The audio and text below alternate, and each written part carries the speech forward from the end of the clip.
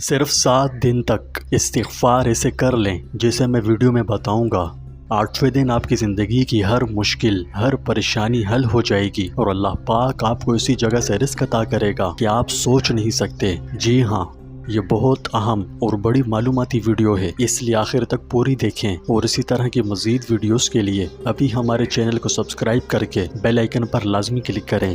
پیارے دوستوں، ہمارے چینل پر دوبارہ خوش آمدید۔ آج کی ویڈیو کا ٹاپک بہت دلچسپ ہے۔ اگر آپ اپنی زندگی میں مسائل کا سامنا کر رہے ہیں، مشکلات میں پھنس رہے ہیں یا رزق اور اللہ کی نعمتوں میں برکت چاہتے ہیں تو یہ ویڈیو خاص آپ کے لیے ہے۔ میری باتیں پوری توجہ سے سنیے گا۔ ایک بات بہت وزنی ہے۔ اگلے 7 دنوں کے لیے میں اللہ سے استغفار کے خصوصی عمل کے ذریعے آپ کی مکمل رہنمائی کروں گا، اور اس ہفتے کے آخر تک انشاءاللہ آپ اپنی زندگی میں ایسی تبدیلیاں دیکھیں گے جن کا آپ تصور بھی نہیں کر سکتے تھے۔ اس عمل اور اس سے ہونے والے بے پناہ فوائد کو سمجھنے کے لیے اس ویڈیو کے آخر تک میرے ساتھ رہیں۔ استغفار یا اللہ سے معافی مانگنا ایک طاقتور عمل ہے۔ یہ ہمارے دلوں کو صاف کرتا ہے، یعنی استغفار ہمیں روحانی طور پر پاک کرتا ہے۔ جب ہم اخلاص کے ساتھ اللہ سے معافی مانگتے ہیں تو یہ ہمارے گناہوں اور غلطیوں کے بوجھ کو ہٹانے میں مدد کرتا ہے، ہمیں روحانی طور پر پاکیزہ بناتا ہے۔ سچے دل سے معافی مانگنے سے ہم اپنے گناہوں اور غلطیوں کے بوجھ سے راحت محسوس کر سکتے ہیں، جس سے ہمیں اندرونی سکون حاصل ہوتا ہے۔ معافی مانگنے کا یہ مبارک عمل ہمارے ضمیر کو صاف کرتا ہے، ہمارے دلوں کو اس منفیت اور جرم سے پاک کرتا ہے جو گناہ کا سبب بن سکتا ہے۔ یہ تازہ دم ہونے، روحانی طور پر صاف ستھرا اور اللہ کے قریب ہونے کا ایک روحانی طریقہ ہے۔ آسان لفظوں میں استغفار ہمارے گناہوں کو دور کرتا ہے اور ہمیں اللہ کی رحمت کے قریب لاتا ہے۔ نبی کریم صلی اللہ علیہ وسلم نے استغفار کی اہمیت پر زور دیا، اس کے بے شمار فوائد ارشاد فرمائے ہیں۔ رسول اللہ صلی اللہ علیہ وسلم نے فرمایا، میرے دل پر غفلت کا پردہ آ جاتا ہے، حالانکہ میں اپنے پروردگار سے ہر روز 100 بار استغفار کرتا ہوں۔ حضور اکرم صلی اللہ علیہ وسلم کی سنت ہے کہ آپ دن و رات میں 70 مرتبہ سے زیادہ اللہ تعالیٰ سے استغفار کرتے تھے۔ غور کیجئے، یہ امام الانبیاء حضرت محمد رسول اللہ صلی اللہ علیہ وسلم کی حالت تھی، جبکہ آپ گناہوں سے پاک و صاف انسان تھے۔ اللہ تعالیٰ نے آپ کے اگلے اور پچھلے سارے گناہوں کو بخش دیا تھا، اس کے باوجود آپ استغفار کرتے تھے۔ جبکہ ہم کمزوروں کی کیا حالت ہے کہ ہم آپ کے امتی ہیں اور آج کے اس پچھلے زمانے کے خطا کار اور گناہ کرنے والے کمزور مسلمانوں میں سے ہیں، اور اپنی مشغولیت کی وجہ سے اللہ تعالیٰ کے ذکر اور اس کی اطاعت و فرمانبرداری اور اسے تقرب حاصل کرنے نیز گناہوں کا مرتکب ہو کر اس سے استغفار کرنے میں بہت ہی غافل ہیں اور سستی برتتے ہیں۔ ان گناہوں کو کرتے وقت ہمیں علم ہوتا ہے، لیکن بعد میں ہم اسے بھول جاتے ہیں، یاد ہی نہیں رہتا۔ لہٰذا ایسا نہ کریں، بلکہ ہر وقت استغفار کی خوب کثرت کریں۔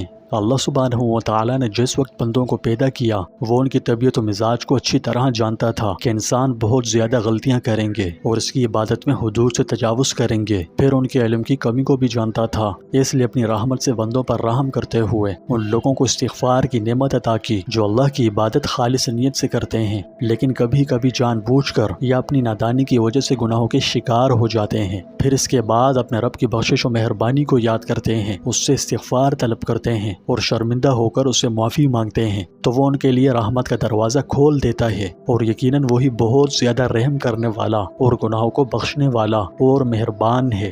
یہ بیش بہا جواہرات کا لازوال خزانہ ہے جو انسان کو دنیا و آخرت دونوں میں مالا مال کرتا ہے۔ یہ کامیابی کے دروازے پر لگے تالے کی چابی ہے۔ فرمایا کہ جو شخص چاہتا ہو کہ قیامت کے دن اس کا اعمال نامہ اس کو خوش کر دے تو اس کو کثرت سے توبہ و استغفار کرتے رہنا چاہیے۔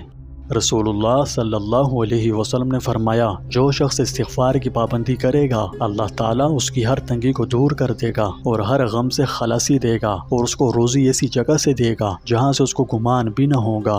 تو پیارے دوستوں، اگلے 7 دنوں کے لیے آپ کو کیا کرنے کی ضرورت ہے، آئیے بتاؤں۔ سب سے پہلے روزانہ کا معمول بنائیں۔ ہر روز کوئی ایک مخصوص وقت مقرر کریں جب آپ اطمینان سے بیٹھ کر توجہ مرکوز کر سکیں۔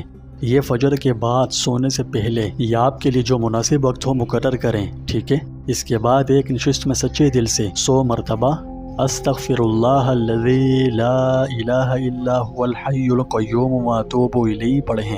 یہ اپنے گناہوں پر ندامت محسوس کرتے ہوئے پڑھیے۔ میرا مطلب صرف گنتی پوری نہ کریں، بلکہ اصل مقصد سچی توبہ ہونی چاہیے۔ یقین کیجئے، اگر ایک دفعہ بھی دل سے توبہ نکل گئی تو کافی ہو جائے گی۔ اس لیے گنتی کے بجائے دل کے خلوص پر توجہ مرکوز کریں۔ گنتی شمار کرنے کے لیے آپ تسبیح یا اپنی انگلیاں استعمال کر سکتے ہیں۔ اس بات کو یقینی بنائیں کہ جب آپ اللہ سے معافی مانگیں تو آپ کا دل مخلص ہے۔